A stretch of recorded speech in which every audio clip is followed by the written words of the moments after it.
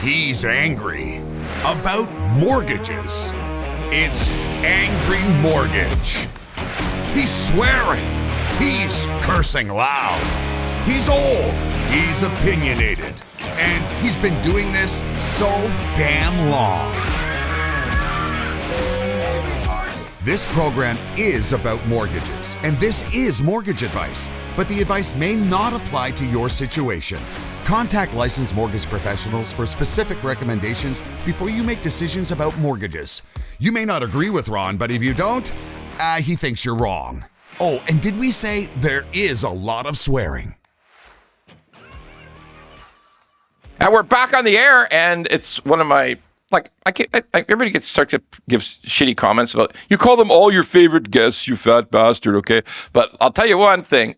Mark Morris, founder, legal closing, ace real estate lawyer, and many other things. We're going to get into the many other things Mark does in the show.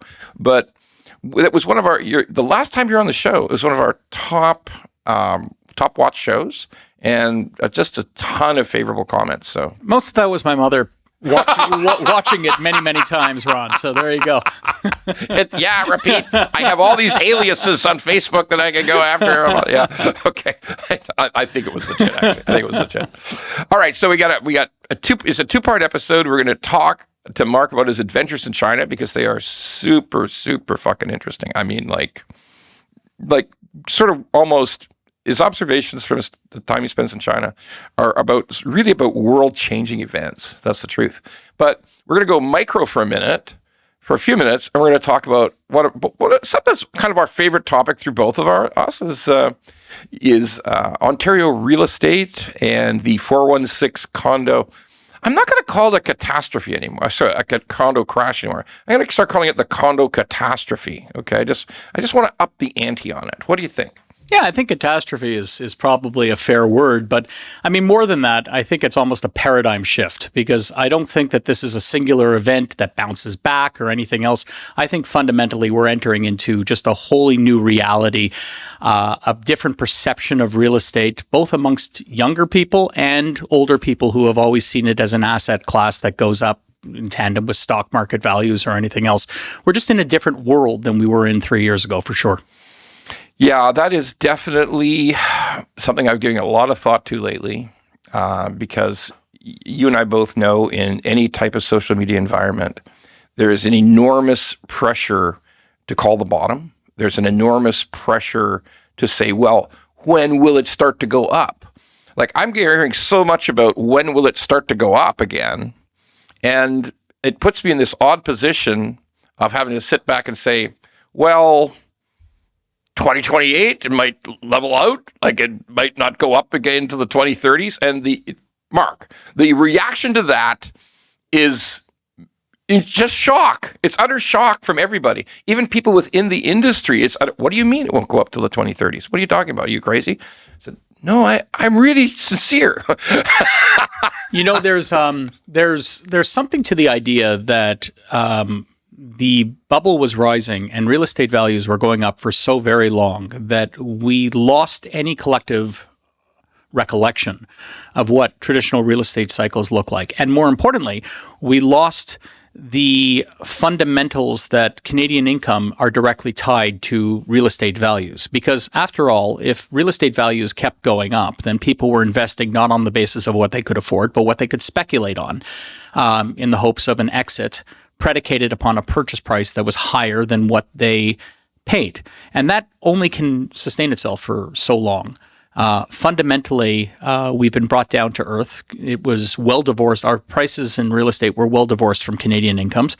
And now we're learning again that fundamental never went away. It was just hidden. Now we're back to where Canadian incomes can support. And that's a markedly different price point than where we were 3 years ago. Yeah, that is a truth that seems to elude many. It does. It does. But that's because real estate can be a speculative asset and was a speculative asset for 10 years. Now, if you put yourself in the position of a real estate agent, a mortgage broker, or even just an end consumer that has 10 years of economic history, you don't know anything else. And so what they're doing is they're having a new learned experience. In fact, we collectively are for those of us who have been out there for less than 20 years. And so what we are now seeing is a new normal establishing itself, and people are learning to live within that new normal. And there's a whole bunch of features to today's real estate market which indicate that people are starting to learn how to live in that new normal. 100%. Like I am old enough, because I'm so old, that I experienced kind of viscerally the whole 1990s of real estate in Southern Ontario.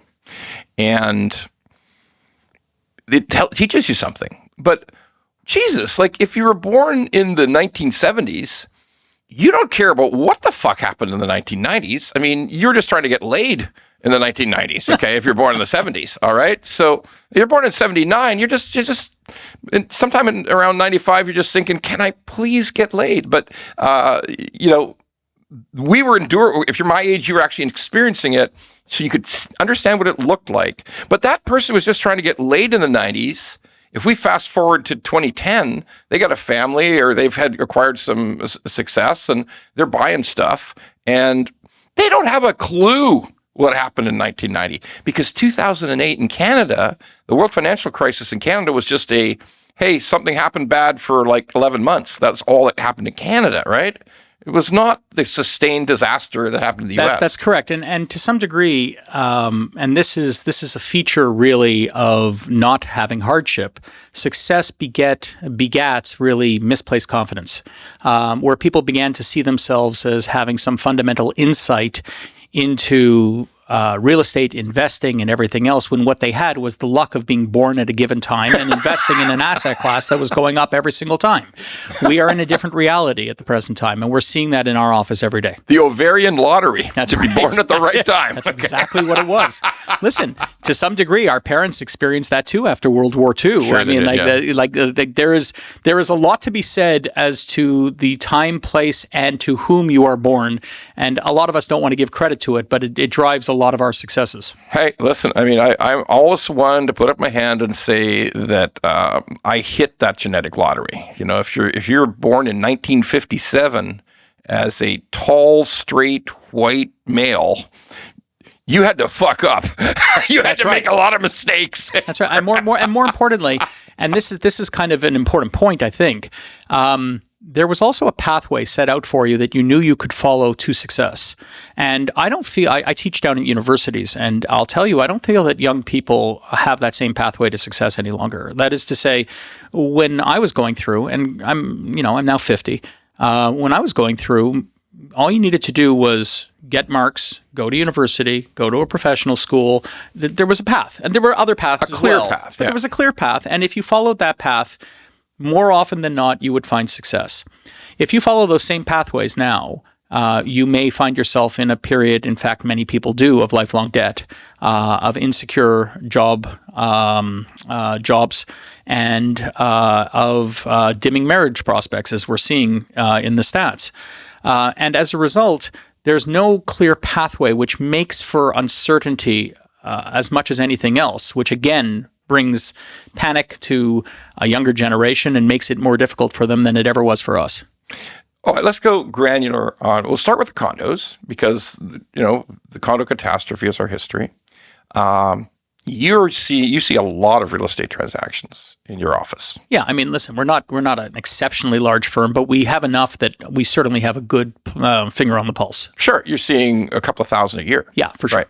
So that's a lot. Like, don't sell yourself short. That's a lot. So the condo thing continues. Does it seem to be escalating? What is your sort of?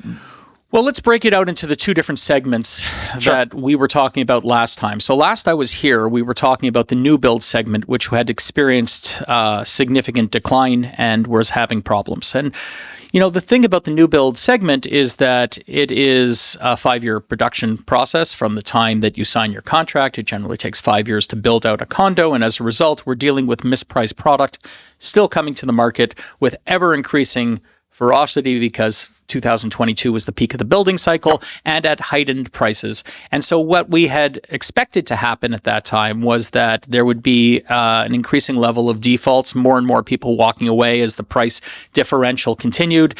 That has been further exacerbated by price falling. So prices did not stay stable, but they've actually even fallen in the resale market as against these new build peers, meaning that there is even more of a differentiation. And so just to throw out numbers, like if you had the sad experience of buying something for $1,300 a square foot, and now today you're coming up on closing, you're in interoccupancy. 800 a square. 850? 800, 850 a square. So you have a massive differential. And by the way, that 850 square foot, it's literally right across the street. That's correct. And it's selling today as a resale for $850. It's not across the street. That's the critical component. It used to be across the street. Now it's in the same building. All right, talk about that for a minute. How is it in the same building? It's in the same building because assignments are being done massively at loss. So massive losses? Massive losses. How does it, but stop. I got to ask you this really good question. I think it's a good question. May not be. But how the hell do you fund a massive loss? Well, we have someone today in our office who's funding a loss of $300,000 in cash. Jesus H. Christ. That is, so they've given their $200,000 or $300,000 deposit. Yep. They're throwing in another? Yep. Just to get out from under the contract? Yep. Wow. Now, that's an exceptional instance. I haven't seen that many times, but I have seen people throw in cash, and they're starting to throw in cash more and more. Certainly. Well, hold on. I got to ask this really important question. Where is the cash coming from for them to throw in? Like, well, again, this was an exceptional instance. But even the guys who are throwing in 50 or 100, like, where is it coming from? Well, I mean, people do. There are some people who have no fear of litigation, and there are others they're terrified. Who are absolutely terrified. And those people who are absolutely terrified generally can figure out how to borrow, beg, steal, whatever it is, $50,000, throw it on the table so that they can pay the commissions conjunctive with the loss of deposits. Okay. Because what's happening is they're losing the deposits, and then suddenly these agents have worked and they're entitled to $50,000, and that's usually the cherry on top that is actually contributed. Generally, we're also seeing instances where people are putting in additional monies. Again, the instance I just brought up is an exceptional one, but we are seeing people put in additional monies. And what that is doing is it's repricing the buildings. Now, these aren't being priced on MLS, but everyone kind of knows what the price of their product is. That's the magical thing. Unless you have a blanket appraisal. Yeah, but the blanket appraisal doesn't mean you don't know how badly you're getting screwed. It just means you can afford it. Good point. Right? Good point. So the repricing is taking place in the same buildings because people are either walking away. Some builders are now reselling, contrary to their existing unit holders' interests. They are going ahead and they're saying, we need to get out of this project, so let's just take our haircut here and resell these properties at repriced values. And others are, of course, assigning away, and there's known assignment prices. We just did, I think, a series of over 15 assignments for Canada House, and that was our office alone. Wow! Wow! And well, they were all foreign sellers. So why is a foreign buyer afraid? Somebody that was living there doesn't have much affinity for Canada. Why are they afraid of litigation? Well, they're not afraid. And again, these people weren't overly, in the vast majority of these instances, they weren't putting in extra equity. They had already lost their deposits. They'd already lost their deposits. But these were significant deposits. Okay. On significant prices. Oh, okay. Maybe bigger than the average deposit. Right. I got I mean, these are $250,000 losses, but they happen to be, anyways. So to your question, in the new build space, the new build contagion continues amok. It's getting worse. We're looking at default rates that are now, when I was last here, I was saying I think that's 25%. It's now about 30% or more that the average building is now not closing. That doesn't mean that, by the way, the building doesn't close those units. There are actually now any number of escape routes that can be had. People understand that if you go up... Okay, list a couple escape routes. Sure. So let's keep in mind that 20% deposits are in. Yep, they're in. Okay. They're there. So if the builder is looking to exit a project and they have, let's say, 20 or 30 units that are no longer selling, they can take their haircut and sell them for 50 or 60 cents on the dollar, having made back 20 cents on the dollar already in the deposits. And so they're taking a loss of 20 cents on the dollar. And if someone is ready to buy 20 of those units, and there are groups that are now ready to take the 50 cent on the dollar deal, they can kind of figure out a way of getting out of the project without having to resell individual units. And we're seeing that to some degree out there. There are escape routes like this if people are ready to take their appropriate haircuts. Because, of course, highest and best use for a condo is always going to be a condo. It's not like you can reconvert the land to something else. No, you can't. So the haircut is known. Whatever the price is known. And if you're ready to buy me out of my project so I can move on with my life, thank you very much. I'll add a cherry on top. And so it's usually 50 or 60 cents. Or maybe just get me out from under my bank loan. Correct. Right. Correct. Okay. And oftentimes it can be done with the bank's ascension. Like, hey, bank, we have a problem, but this person's ready to buy us out. Let's share in the haircut. I'm sure those discussions are taking place too. Though, to be clear, that's not my office's purview. I'm not privy to those things. I'm just assuming them to take place. Well, knowing bankers as I do, they are the absolute last resort. They'll keep pushing back till the very end, and they'll take the most microscopic haircut if they have to. Yeah, no, that's perfectly fair. But I mean, I'm seeing bankers take haircuts all the time now in the power of sale markets. Oh, sure, right? Of course. Yeah, right? absolutely. Like the power of sale markets are replete. And that brings me to the second point, because you asked me what's happening in the real estate market. And the real estate market consists both of the new build section, which the contagion continues to spread. It gets worse. We just talked about it. But the differential between when I was last here and today is that it's now spread to the resale market. And the resale market... For all types of properties. For all types of properties. Cash is king is an expression that a lot of people don't even know. It's going to come back. It's going to come back in a big way. Yes, it is. The simple fact is that, and I'm going to use a bad cartoon analogy here, whereas once real estate was a balloon that carried us up to the stars, meaning that it didn't really matter what your Canadian income was. If you held onto your property, you would have grounds for selling that property at a huge profit, increase, and you'd be fine. That balloon has turned into an anchor. And we have plummeted out of the sky. We have hit the water, and it's now pulling us down. And we've been holding our breath for a period of a couple of years, but you can only hold your breath for so long. And that anchor is doing its job, and it's now tethered to the seafloor. Wow, this is a really great analogy. I'm trademarking this analogy or copyrighting this analogy. Anyways, point being that the resale markets are now in trouble. The contagion has spread, and that's partially because the value of the properties have now fallen and continue to fall. They're not just plateauing, which was what my expectation would be. And we're particularly talking about not high-rise. Not high-rise. I'm talking about the non-high-rise product primarily. Yeah. Just average houses, that's semis, right. towns. That's right. Okay. But fundamentally, what's happening is Canadian incomes just cannot support where the real estate prices were. And now that real estate generally is being repriced, and as people sell and refinance and everything else, those market forces are catching up with people who have been able to evade them for many, many years based on the rising asset class.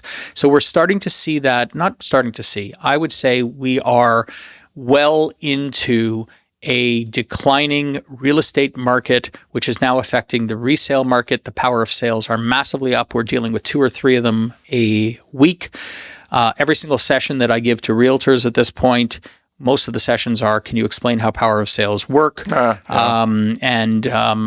out how to get real estate agents paid when there is insufficient equity based on sales that have taken place is a continual discussion point in our office at this point. We have a new environment that we are now operating in, and it's an environment that is much more tethered to income than speculation. So let's talk about the magnitude of that increase, because it's very, very meaningful and the impact it has on the whole housing market.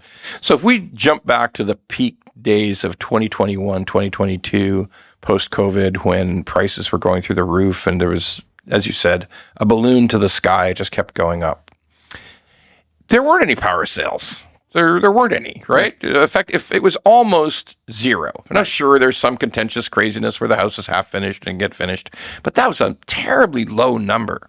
So when I try to explain the growth of power sales to all types of different people, one of the pushbacks is, well, what do you think? You really think it's double? I said, no, I think it's more than double. Oh, that doesn't make sense. So what kind of thing are you seeing? You're talking about 2 a week versus what was essentially a year where there was 1 or 2? That's right. So it's like a 5x, 6x experience now. Yeah, easily. And remember, it's not that there weren't people who were having trouble back then. It's just that we had a liquid market for a profitable exit. Easily sold. Right? So you never got to that point. When by the time someone was in financial distress, they simply sold their home. They usually made a profit. Yep. Everyone was paid back, and we're done. The difference now is you can't do that. And as a result, the power of sales are not only 4x or 5xing, but if we're dealing with 2 of them a week and we were dealing with 2 a year previously, you can do your own sort of math there, and you can figure out that it's actually charts. It's off the charts. Right. So the problem with saying what is it on an X basis is that because it was at effectively a zero rate, you can multiply that by 100, 1,000. It's all the same multiple. Yeah, that's a really important point you just made, because if something is not happening, right, exactly, then when it starts to happen, it becomes the math is not really appropriate. It makes a lot of sense what you're saying, that there was just no need for power of sales for a number of years because the growth in the values papered over every problem. But now that the growth is gone and the prices are falling, it becomes the power of sales become kind of a death spiral, right? Yes, they do, because they reset prices. And the power of sales don't reset prices while you still have a liquid market, because in Ontario, just for those people who aren't from Ontario and are listening, well, they have this in BC too. No, fair enough. But the whole idea behind a power of sale is that the bank can't engage in an improvident sale, which means that they have to sell it for proper value. The worst thing for a bank is if they get drawn into a court case where they say you sold this for a song. And so they put it out on MLS, they put it out at the last realistic price, and they drop it by $50,000 every 2 weeks to show the courts effectively that they got true value. Yes, it's a very segmented system. Precisely. Now, in a market that is functioning well, a power of sale really doesn't command any lesser price, or to a minor degree it may. Yeah, just depending on condition of the property. Yeah. And as a result, it doesn't really affect the surrounding market. Correct. But where a power of sale must sell, and where they are mandated to keep on lowering their price $50,000 every 2 weeks, and where there is no buyer for it, that's where it resets markets. Because at that point, when they get their offer that's $200,000 below, and we've seen on power of sales for $4 million, like them going for 2.8, 2.7, when they get these offers and there's no one else around, they are authorized to accept. And when they accept, it resets the entirety of the area. The whole neighborhood is now reset. Correct. Yeah. And so we're starting to see the effect of power of sales in a way that we hadn't seen when we had a much more liquid market. The power of sales are market makers now, in the worst possible way. Yep. Okay. It is literally price capitulation that you see in the equity markets, et cetera. Okay. Correct. And that is that. Now, first of all, I want to say this with great clarity, because both Mark and I deal with human beings. We don't, we're not just in front of a Bloomberg machine trading stuff. We deal with humans, and it is a human. This power sales stuff is human tragedy. Human tragedy, 100%, and human opportunity. Yeah, sadly, it's both sides of the coin. No, but I'm not referring to the sharks that are sitting there taking voracious advantage of this. The human opportunity is a real one, and it comes in the form of our youth. And I speak actually pretty passionately about this particular subject.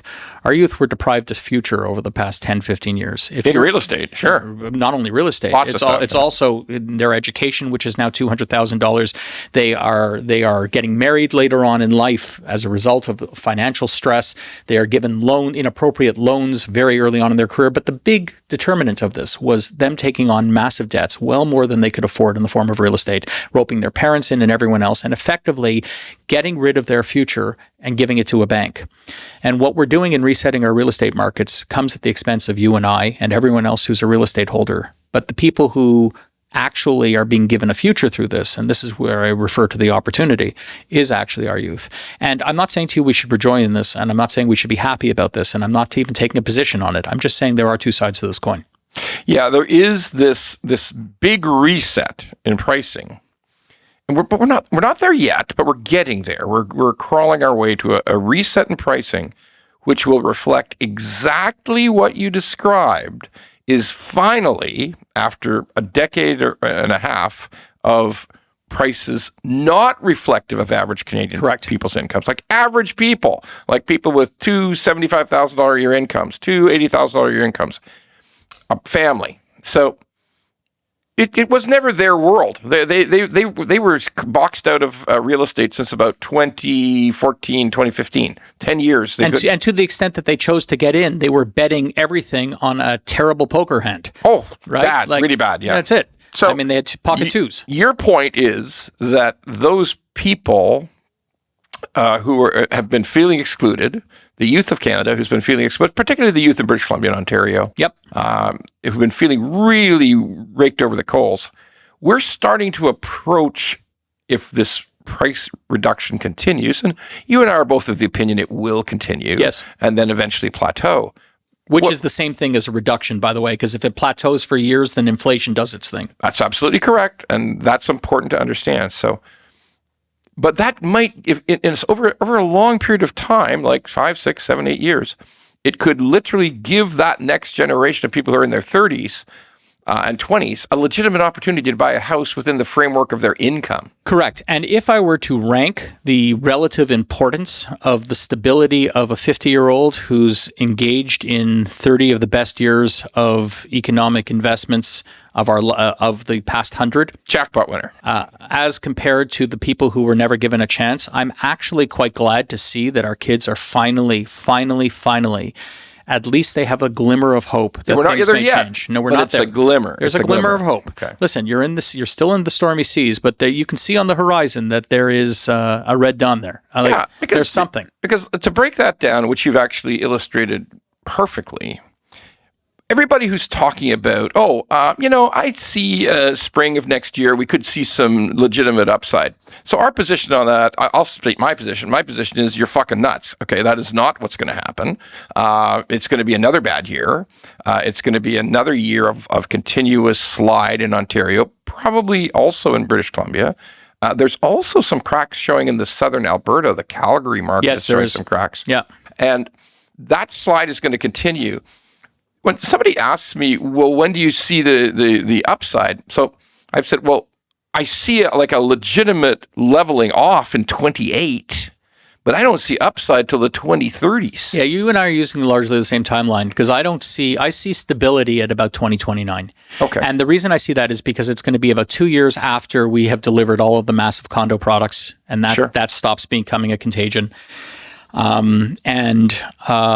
There's also the fact that we're not building any longer in Ontario, so there's going to be a natural need for new product that's going to start hitting. Yep. And if you kind of align all these things, you can kind of see that 2029 is where fundamentally we gain stability, but stability doesn't mean upward projections. It just means stability, which again is probably the best case scenario.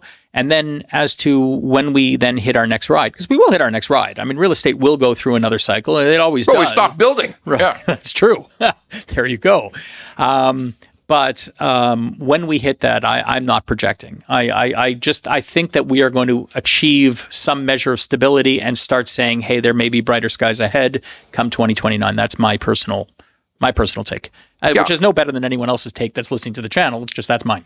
Although I am willing to bet real money on further down in 26. Oh, I agree. Like I'm prepared to put personal cash up against that. No, concept. I wouldn't take your bet. Yeah. So I think, frankly, and especially because the contagion of new build world continues straight through to 2027, I think next year is going to be probably the last major price drop year, but I think next year is not going to be pretty. Because the discussion you just had about power of sales, as a lawyer, you well know, by the time you get to the point the house has been sold, that power of sale process has taken 9, 10 months a year. Fastest it could ever go is about 6 or 7. So there's more of this coming. There has to be more coming, right? Oh, the amount of power of sale work that's taking place is something to behold at this point. Power sales were something that we had all lost the ability to do as well. Like, it's just lawyers weren't even doing them anymore, but now that's the volume work in this game. It's that and the default for new build construction and suing people who fail to close. Those are the two process-driven... That's the growth industry. Those are the two process-driven growth industries that lawyers can now engage in the residential space. So there you go. Okay. So, again... tragedy for those involved, because sometimes what Mark and I see is that those people who bought those condos, some of the money came from the HELOC on their own house. Oh, yeah. And not only that, but also came from family members, came from multiple parties. People were, of course, putting multiple names on these things. So you see those entanglements all the time? All the time. And it is, it's bad. So it's really bad. And it also kind of might predict some further contraction in the general economy, because the combination of another 30%, the 30% of all mortgages renewing in 26, and almost all of them renewing at higher rates. Well, not all, but a good 80% of them renewing at higher rates, combined with this sort of stress on families who are involved in the leveraged real estate market, that's less money for everybody to spend on everything else. To the extent that real estate was driving the economy of Canada, it no longer is. Yeah. Now, as to whether or not that's a good thing or a bad thing, we can also have a debate, because truly, real estate is not necessarily a productive engine of an economy in the way that innovative economies sometimes are. I know we're going to be speaking about China a bit, but to be clear, the fact that we are no longer looking to real estate as the sole venue by which we are going to actually make our monies and encourage our children to that's where the futures are. We may also long-term look to this period of time and say this is when Canada started to innovate again and started to dream of larger things. I mean, that's far off right now. Hold on, but let me give you a very interesting point. Last month was the first time in multiple years that the Bank of Canada identified a tiny uptick in productivity. But that would make sense, because there's nothing productive about building a freaking building and renting it out. And it's called passive income for a reason. Yep. It's passive. Yep. And the truth there's is, no innovation going on here. There's no innovation, and there's even a lack of hard work. Now, the construction people work hard. Right? No, 100%. The construction people do work hard, but remember, the vast majority of the ownership class are not construction people. They're the people who are buying this sitting on rents. Sweet Jesus! The landlord class and the developer class are the farthest thing from shovels in the ground. Those are the people who are ending up with the product. Yeah. And to the extent that we have developed an entire economy predicated upon these types of assets, we have done ourselves a massive disservice as well, in terms of what our economy can be. To the extent that the productivity is starting to turn upwards, that is, to my mind, a very hopeful outcome from where we are. And again, I'm trying to look at the bright side as much as I am the gloom and doom, because there's a ton of gloom and doom. But there is also a bright side to the extent that our children will perhaps choose other vocations, and our children will have a fighting chance when it comes to ownership. Our children won't exclusively want to work in the financial markets. Yes, that's Correct. A great idea. All right, so let's shift over to talking about Mark's adventures in China, okay? Because sounds like a children's book. But it's a damn great story and series of stories, very meaningful, very important for people to listen to, and also it's not your first rodeo in China. You've been going to China for a long time. I have, yeah. I've done a couple of different business ventures from China. Some successful, some not. I've built out products in China. That was an unsuccessful venture. But I learned how the factory system worked out there, and I've done some money movement from China, and that was a very interesting experience as well. But you're like a China hand now, right? You're an old China hand.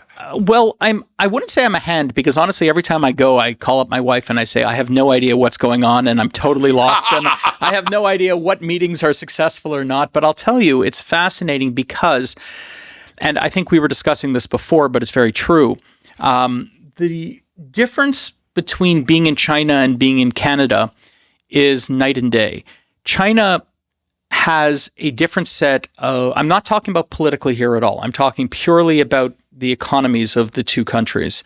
China has a very, something that I recall from my childhood. It's a nation of engineers, and we are a nation of regulators and lawyers. I'm going to put down my own profession.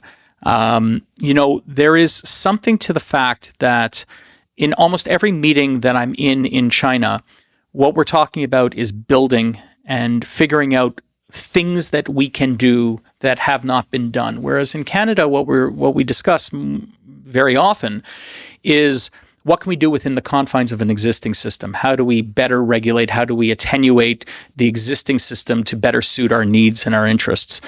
China thinks about just pure growth. That's right. And let's figure out how to do it. That's correct. So, I've had some very interesting experiences just being a sort of passive observer in China over the past year. And I've had some takeaways that I think I'd like to share. I'd be happy to tell you about it. I want to hear about the China story. Most people who think about China kind of look at it and say they have better tech. Their cars are better. Their batteries are better. Their whatever it is drones are better. Their drones are better, whatever it may be. But let's use drones as an example, because drones is an interesting one.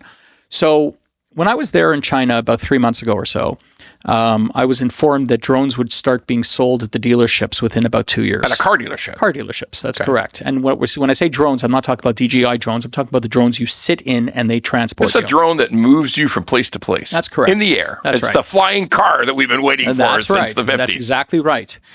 And I was there last week, and the drones are now in dealerships. Jesus, so it wasn't 2 years. Didn't take 2 years. It took 3 months. I have some pictures of me with the drones on my Facebook page now.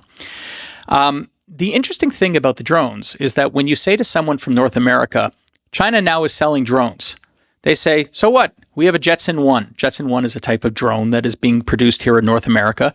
And by the way, it's probably just as good as the drones that are out there in China.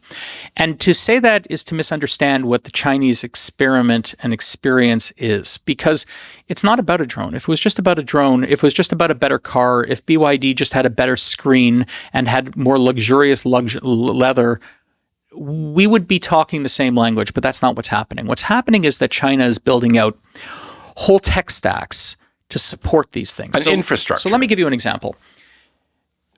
One Jetson 1 drone or one EHang drone. And again, these are drones you can sit in. These are the drones you can sit in. Yeah.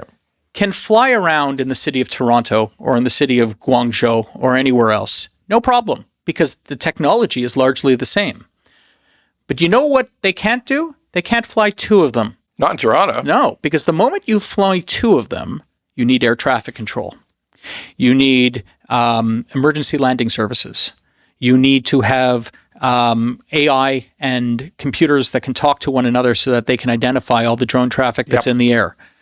But more importantly, if you think about it systemically, and China does think about these things systemically, which is my point, and if you think about it truly from an innovations perspective, you don't look at the drone as a technology in itself. You look at it as part of a massive ecosystem.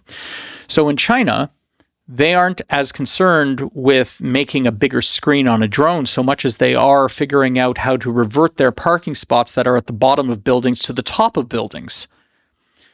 That's a huge functional change. But you need to have that happen if you're going to be flying drones through your cities. What you're talking about is, instead of acute invention, China is thinking about, all right, how can we have this change our whole transportation culture?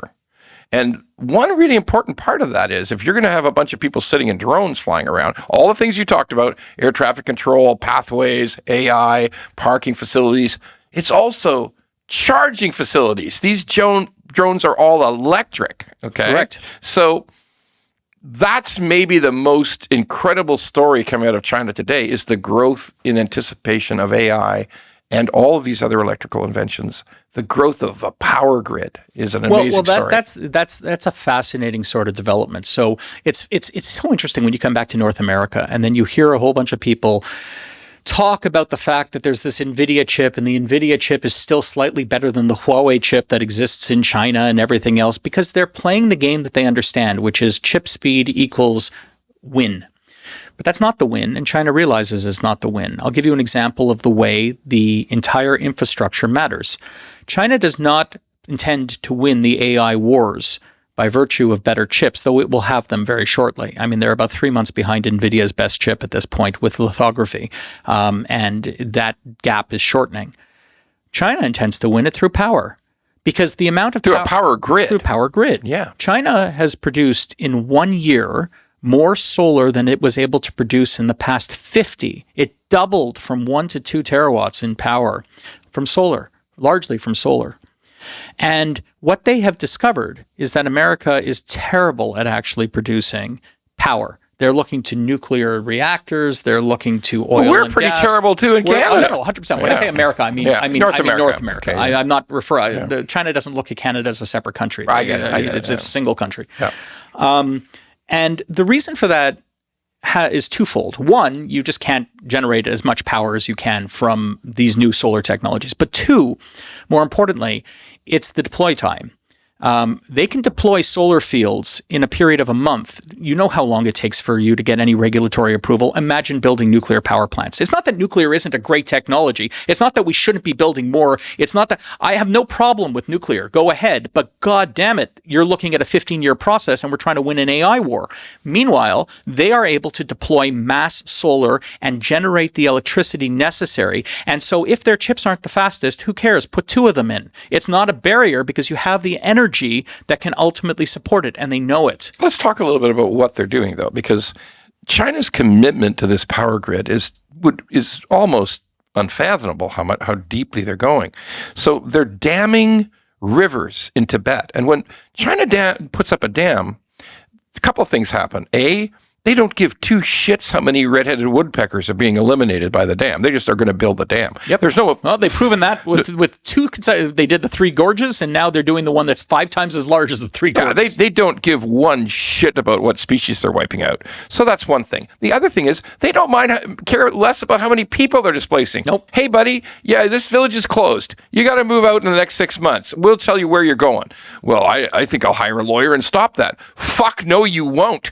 You are moving, dude. That's it. We're going to build these dams. It's true. All of that is accurate. It's equally accurate, but to look at it that way and say, well, therefore things are negative. By the way, I want to tell you this quickly. I don't view those things as negative. Okay, well, neither I think do the Chinese people, because over the course of 25 years, they've pulled 1.2 billion people out of, well, not 1.2 billion, but 700 million people have been pulled out of poverty into the middle class through these authoritarian methods. Now, I'm not sitting there promoting this, saying it's good or bad. I know. Let's be clear to the whole audience. Mark and I are not worshiping at the altar of their political system. No, not absolutely at all. not. Okay. But to not acknowledge what is happening and watch the magnitude of the middle class being built out in China and saying there's something intrinsically beneficial to a vast majority of Chinese people. Vast majority of humans, yes. Right. Is to only see one side of a story that's taking place. And it's a very real side. Like, there is an authoritarian bent to China that allows them to do things that, if you enjoy personal freedoms, like there are any number of criticisms that can be levied, valid criticisms. If you're a Uyghur in China, if you're a Tibetan in China, if you're anyone that's not a Han Chinese, like, I grant you. It's fuckery. Yeah, 100%. Yeah. But at the same time, 90% are Han Chinese. And if we're talking about just global humanity and benefiting the vast majority there, Chinese are doing a pretty damn good job. Greatest number of people. So they're doing all kinds of things. They're building coal-fired power plants. I mean, they're damming rivers. They are obsessed with a massive, when they're already so far ahead of North America building out a power grid, they want to hockey stick that. They want to push it all the way to the sky. Let me give you some examples that in China last week that I was told about, that will just in giving these examples, the audience will start thinking differently about where we are versus them. The biggest pollutant for greenhouse gas is actually not autos, it's shipping. It's bunker fuel. It's burning fuel. bunker fuel. That's right. Yeah. We burn bunker fuel. It's the dirtiest possible thing you could ever do. And you can imagine how much power you actually require in order to move these transport ships. They're huge. And also, by the way, it means that there is extra costs put on every Chinese product when fundamentally you are transporting them across the seas. However cheap they are, they could be cheaper if they were next door. They are not next door. Nope. You have to put in place the transport systems. So China, which is really good at battery technologies, and we can talk about why they're good at it. There's a whole government apparatus, and the way the government is structured there is actually fascinating. But China has decided to basically batterize its compartments. So in the same way that we ship our goods within containers. Oh, they want to turn containers into batteries. Into batteries. And so what they're doing is 12 of these containers can now be loaded into mid-grade ships, and now you can do it without fuel. So no more bunker fuel. You're actually running an electric ship. That's right. You're running an electric ship because the containerization is something that the ports are already designed for. Ports are designed to take these big containers and flop them into ships. Well, if you flop them into a battery container and the battery container is dropped into the ship, boom, you have an electrified ship. Then when you reach your next port, you just yard them out again and charge them up. Which saves you the time of the environmental spillage, but it also saves you all the transport costs of getting it over to the ship.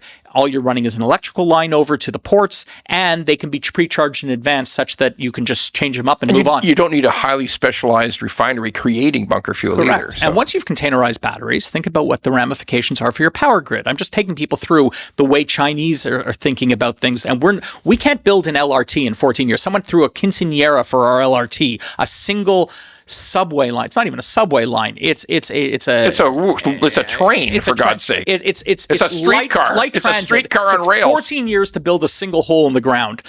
The Chinese are looking at containerization and saying, we don't need this for our ships. We can put this on the back of our trucks, and we can have a mobile power grid such that when we are running low on power and supplies, we can go ahead and we can bring in our electricity to areas that need it most because we have now power on a container. They're looking at, with power advantages come ideas that you can't even really conceive of here in North America. So the basic Chinese car, that are being sold are like $12,000 or so, and that will give you 500 miles of range presently for a basic. That's a lot of kilometers. GAC car, yes, for basic GAC $12,000 car, nice car. It's like a Honda Civic kind of thing. It looks a bit different. It looks a bit boxier, but beautiful car, beautiful technology. You name it, $12,000. But you know what we got to be factual about this. One of the reasons $12,000 is that various levels of government dumped an incredible. 100%. These are the subsidized to the guild. Subsidized to the guild. And actually, we could talk about the Chinese way of doing this, which is fascinating in and of itself, which gets to that point. But the interesting thing about a $12,000 car, which the Chinese have realized, is that because what you're basically doing is selling a battery, and because batteries can store power, and because power is sold at different times of the day and the night, at $12,000, you can make a car into a profit center as opposed to a cost center. No, North Americans can't even conceive of this. No, because it's 70 grand. Right. But if you have a $12,000 car and if you are able to plug it in, and if the grid is sophisticated enough, which it is in China, to ultimately accept the power back during peak hours and to pump it into the car during off-peak hours, you can actually start making a profit every single night that you're charging your car in. And if you have only paid $12,000, you can make that profit back in 3 years. And suddenly, cars are a profit center, not a cost center for every single consumer in China, allowing more and more people to own vehicles. And you can see how there's these networking effects that are being discussed and enjoyed there that we can't even contemplate here in North America. And it's incredibly frustrating, but we do have good quinceanera parties. So we are constantly afflicted in North America, Canada, the United States. Even the United States has problems. I was fascinated by a documentary about an incredibly windy, empty part of Wyoming. There's a part of Wyoming that gets a tremendous amount of wind. It's empty as fuck. You can't grow anything there. It's worthless scrubland with a ton of wind. So the idea was, we'll build a wind farm here and we'll pump the power to California that needs, because Wyoming, there's nobody in Wyoming. Right. There's nobody there. So we'll pump the power to California. So that idea was floated. The plan was floated 14 years ago. It's still empty. There's not a single turbine there because you can't get the permitting and to work. It's impossible. You can't get the Aboriginal people to agree. You can't get the Californian ecological permits.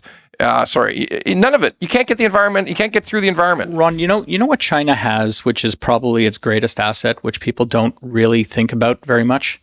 What they have is the fact that 20 years ago, all of them were impoverished and hungry. That's what they have. Oh, in the same way that as a teenager, the Chinese boss, Xi Jinping, how do you pronounce his name properly? Am I getting that close enough? Xi Jinping, yes. Xi Jinping? Okay, so that guy was starving as a teenager. He was out in the fields. He was afflicted by our greatest decades in terms of leading the worlds were in the 50s, 60s, and 70s. Correct. And these are the very people who went through the Depression and World War II. And there's a thing that says that hardship breeds those innovative and determined souls. And China has them. Every person who is driving around in a BYD automobile in China was impoverished 20 years ago or not alive, but they have been raised by people who understand that was not even a possibility for them. Not a possibility, And no. as a result, there's not only a gratitude there, but there's an urgency to continue this project because like hell they're going back. We don't have... Yeah, like hell, they're going back. Exactly. Yeah. And we don't have that urgency any longer Nope. because we're 3 generations out now from hardship. And to the extent that we can sit there dallying about for 14 years as to whether a wind turbine is there, to the extent that we can sit there and engage in discussions as to whether or not we should be converting to electricity as opposed to oil and gas in our car fleets, these are discussions that show we do not have a fire under our ass about moving forward and innovating because other people will do it if we do not. There's a loss of impetus to move forward and fast because otherwise people will eat our lunch. And to that end, what we're seeing and what we've seen for the past 20 years is that other people are eating our lunch. And we are now in a much different space than we were in 1990. Couple of points. You never meet anybody who talks about work-life balance in China, do you? No. There's 7 days a week. 7 days a week. In fact, I routinely have meetings with my China teams that take place on Friday nights, which means it's Saturday morning at 9 o'clock, and they're sitting around boardroom tables. Whenever I have the chance to see something posted from China in English that's about what's going on in China, there's almost guaranteed that there'll be some discussion of how we pride ourselves in being the hardest workers in the world, and that everybody else is lazy. I mean, I do get that vibe. And look, two other quick hits. For well over 2 decades now, to your point, China has graduated more engineers than anything else. In fact, the whole Politburo, I think 13 out of 14 of the Politburo in China, the governing council, if you will, of the whole country, had engineering degrees. Okay. Our government's a bunch of economists and lawyers, okay? Yep. Like, no offense to lawyers. No, okay? no. We should be taking some... And finally, we have in North America, just possibly, the most perfect location for data centers in the entirety of North America, which would be northern Alberta, because we have over 2,000 capped, I gotta emphasize the word capped, gas wells in Alberta. Capped. Like, we're not using, we got the gas, we're not using it. It's it's probably the cleanest gas on Earth. Methane is not clean, let's be clear. I mean, the natural gas is it's not a clean carbon-free, it's not a perfectly clean source of energy. But can you imagine, it's a cold place, which data centers create heat, right? So it's a cold place to start with. It's colder than anything in Texas, that's for goddamn sure. And we've got capped gas wells that we could use to power the data centers. We haven't even talked about doing it. Like, nobody's even thinking about doing it. The people who are talking about it are energy experts in the U.S. who says, right, why the fuck aren't you guys starting to build these data centers off of relatively cleaner than coal? Because they're still using coal for data centers in some states. Like, it's just nuts. It's partially tied in to what we were talking about previously with real estate. There is an aversion to risk that comes when you have made your money through passive investments and lack of risk. When you have learned that ultimately you invest in the stock market or you invest in real estate, you sit back, you wait, plus time equals profit.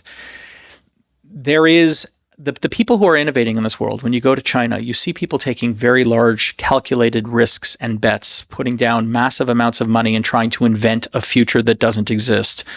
That ethos is largely missing from our economy now. And it's something that I do believe we can get back, but it's something that is missing. And the fact that we have misidentified, I don't know anything about the capped gas wells. I don't understand how that would play into data centers. That's just not my area. So it's not, I'm not saying you're wrong. I just don't. You could just build a super cheap gas-fired power plant. I'm just saying, I don't have any experience in that, but the fact that we aren't identifying that, the fact that there aren't massive amounts of capitals moving into that, the fact that we are not by ourselves going ahead and capable of building high-speed rail across this country. I'm not saying to you that there's not a plan to do so. I'm saying we just don't have the capacity. We've lost the capacity to do big things. We've lost the capacity to innovate. We can't even build our own icebreakers, for God's sakes. Well, we've lost so much by way of our capacities because we've been willing to sit on our laurels and just enjoy the fruits of a financial world. That's right. Everything has been financialized, and we are living in that world, and that works for a time, but it doesn't work for long. Especially when you're competing against the giants of China, that are not working on those same time stamps, and as a result are innovating and building out a future that is just so wholly different than what we are experiencing here that it might as well be a different century that they're living in. It's just it's a different ethos that they bring to the table. We should be careful when we. Like, it is still a government that picks winners and losers and pours enormous amounts of money into those. And let's just admit that there is some government hand in the economy. There's a massive government hand in the economy. And let's also agree that their level of complete disregard for some environmental issues, not all, but some, is massive. Like, they're going to build they're going to build 5 dams out of Tibet. As you said, they're engaging in still more bigger dams. I guess it's on the Yellow River. On the Yellow River. Yeah. And they do not give one shit. Okay, they all the stuff that we would clutch our pearls about in North America, they just look at us and, well, you're stupid. We need the juice. We need the electricity. We just need it. Okay, we have to get it. This is a good way to. It's, by the way, hydro is clean power, right? Mm-hmm. Power out of a dam is very, very clean power. They continue to build. They continue to build a new coal-fired plant a week. They're willing to think about any sort of innovation they can. And this battery technology, like, eventually you will have a lot of dead batteries sitting around, although they're getting more and more efficient all the time. But the bottom line is, if we in North America spend all of our time on regulation and lawsuits and satisfying tiny minorities of our population, essentially with bribes, in order to secure a transmission line or a pipeline. It's just nuts. The Chinese think we're crazy. Now, again, I'm not suggesting that we all want. I mean, there's no place in China for a big mouth fuckwit like me who wants to accuse all government levels of being a gang of fools and corrupt and bad for everybody. My podcast would never. Well, it could not even get on social media. There really is no social media in China. But I don't want to give up that freedom. But I think we have to understand, when we stopped graduating engineers, because we graduate very few engineers in this country. We graduate great engineers, let me tell you that. If you can survive that I like where you're going with this. Winnowing process. I know exactly where yep.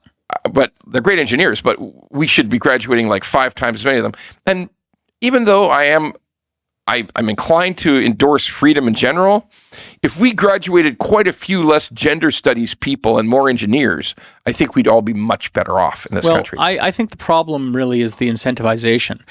Let people study what they want. Let people do what they want. Give them freedom to act as they want, and financial consequences to boot as well. Financial consequences. And the financial consequences to boot. But the incentivization to innovate has not been part of the Canadian economy for 20 years. True. And this is the fundamental problem. You have built out a very successful business here. I've built out some successful businesses as well. I've had multiple businesses with dozens of employees as part of them. I know what it is to run a payroll. I understand how difficult it is to do. And yet, during the height of the real estate booms, it actually made more sense for me to invest in a couple of pre-construction condos than it did go through the entirety of the process of running an active business and paying people salaries. That is a fundamentally misaligned economic incentive and structure. And that's what we have been facing in Canada for a long period of time. China doesn't have that misaligned incentives. They have economic incentives that are properly aligned. I'm not talking about politically. I'm talking about economic incentives that are properly aligned, at least towards what China views as its critical priorities and pastimes. Which is decided by the state. Which is decided by the federal government, for sure. 100%. Having said that, they've picked very well in the past 15 years. They happen to have picked solar, then they picked batteries, then they picked cars. Now they're picking lithography and chips. It's not like they're picking badly here, but yes. And robotics. And robotics, yes. They're we could go into them, but they have 37 different venues that they're trying to compete in, of which they now lead in about 34, it's said. Because this misalignment that you just discussed, it's so important to understand that MBAs don't move a country forward. Correct. They don't. They just reallocate capital efficiently within the existing system. And if the best and the brightest want to be MBAs and turn into investment bankers, we're guaranteeing the only innovation we'll have is financial innovation. That's correct. And financial innovation hits a wall someday. Right. And so to some degree, it was actually a very useful thing when we moved our the height of what the best job for a graduating student moved from finance to tech. To some degree, there was actually structurally some innovative material there, and we did reinvigorate ourselves to a degree. But financialization is really still what this North American economy is best at, and it doesn't provide a lick of actual enduring value in the form of innovation or forward-thinking momentum. And if anyone goes to China and spends time within those boardrooms and starts speaking to the companies that are driving those futures, you will have a very, very different sense than when you sit down and try to figure out how to better cast your nets so that you can cash the money that's flowing around, which is the North American sort of meeting that takes place every single day and to which you and I are privy frequently. Because I am old, I sometimes watch old black and white movies. That tells you how old a guy is, right? You know, you can colorize them now with AI. Just saying. Turner does that. Turner does that. Throwing that out there. But here was something, maybe just finish on this note. There was something that hit me watching this old movie from the 1940s, okay? There was a continuous use of a phrase that we never hear anymore. That what we need to apply here is good old American know-how. Right. So you never hear that anymore. That phrase has left our vocabulary. It's not about North American know-how anymore. Yeah, we can mine better. We can build a more efficient dam. We can do all these things, okay? The know-how, we can think of an idea and apply our hands to it and create something better than anybody else in the world. That's gone. The only thing we create better than anything else in the world is today are financial instruments. We do. The guys in New York do better at that than anybody else. I'll leave with this. We are entering into I'm talking about Canada here. We're entering into a new political environment where for the first time, not due to choice, Canada would never have chosen this, but we're losing the cushion that is the United States' benevolence. Whereas before we were able to ride high on their economy and engage in their industries, that's being forcibly taken from us to a point where we are now beginning to see that our future is once again in our hands by necessity. I'm hopeful that there's a confluence of events that are taking place, many of which we've discussed here today. You have the decline of passive investments and opportunities, meaning that our resources can be better allocated. You have the rise of truly innovative economies that are actually forcing us to look at competitive peers beyond the United States that are truly competitive and are not just based on financialization. We have the prospect of children that are no longer going to be in the massive debt loads that preclude them from being able to take positive actions and risk early in their career, creating that innovation cycle that we need. And more importantly, and if I may, regardless of what you may think of the existing government, federal government under Carney, you have an understanding that there should, he's not saying to you that he knows how to do it. I'm not trying to take a political position, but looking and saying to Canadians, it's time for big projects again, is the right headspace for us to start turning around what ails us. I'm not saying to you that this government is well suited to do it. I personally like them, but who cares? This isn't a political polemic. It's more, we need to start turning our attention to Canadian know-how, to saying we're going to rebuild those muscles. We are going to give people a chance. And most importantly, we're going to look to an innovative future because, God damn it, our competition across the seas is already there. And if we don't start competing, we die. Our competition is ahead of us. We have to determine to catch up. Yes. Mark, thank you. It's a terrific episode. I really appreciate it. It's a pleasure, Ron. Thank you for having me on. Thanks. And we're out. If you like the pod, well, don't just sit there. Go to YouTube, Apple, Spotify, and all the other ones and like the pod. And don't forget to subscribe so we can keep being angry at mortgages and swearing about mortgages. Angry Mortgage could use your support.